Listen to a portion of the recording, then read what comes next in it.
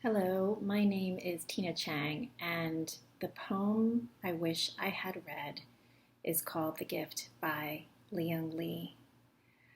I, as a teenager, was sort of awkward, shy.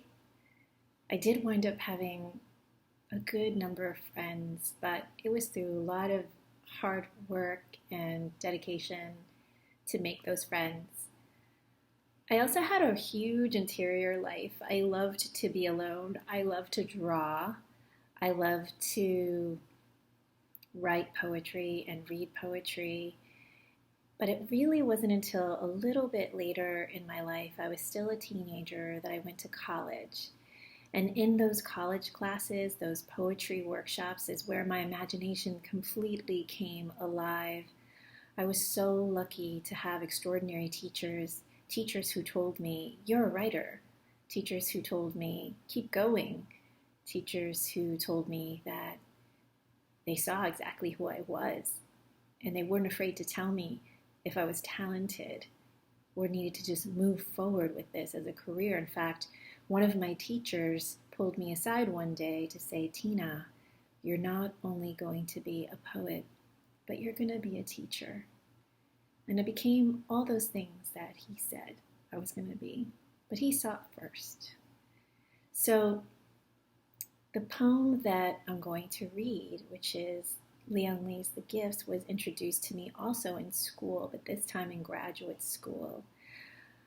I was told to read his work by my teacher, and his first book that I read was called Rose, and the second book was called The City in Which I Love You, and I immediately fell in love with his work and felt such a connection to it because in this poem and in his collection of poems, he speaks very openly about losing his father.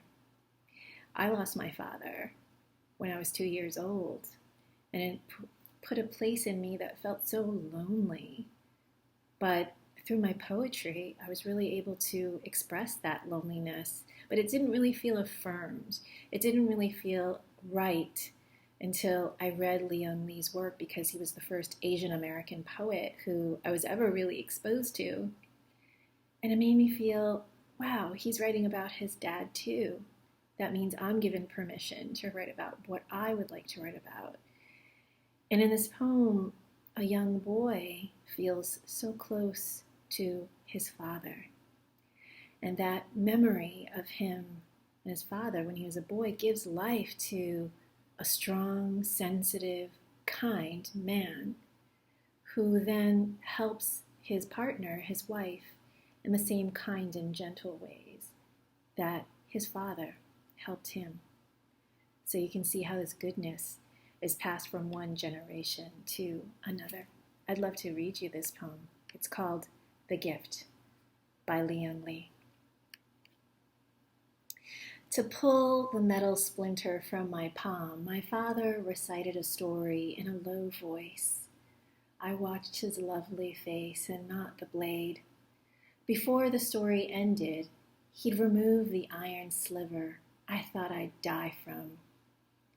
I can't remember the tale, but hear his voice still, a well of dark water, a prayer. And I recall his hands, 2 measures of tenderness he laid against my face.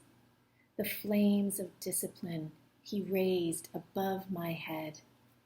Had you entered that afternoon, you would have thought you saw a man planting something in a boy's palm. A silver tear, a tiny flame. You would have arrived here where I bend over my wife's right hand. Look how I shave her thumbnail down so carefully she feels no pain. Watch as I lift the splinter out. I was 7 when my father took my hand like this, and I did not hold that shard between my fingers and think, metal that will bury me. Christen it Little Assassin, or Going Deep for my heart, and I did not lift up my wound and cry, Death visited here. I did what a child does when he's given something to keep. I kissed my father.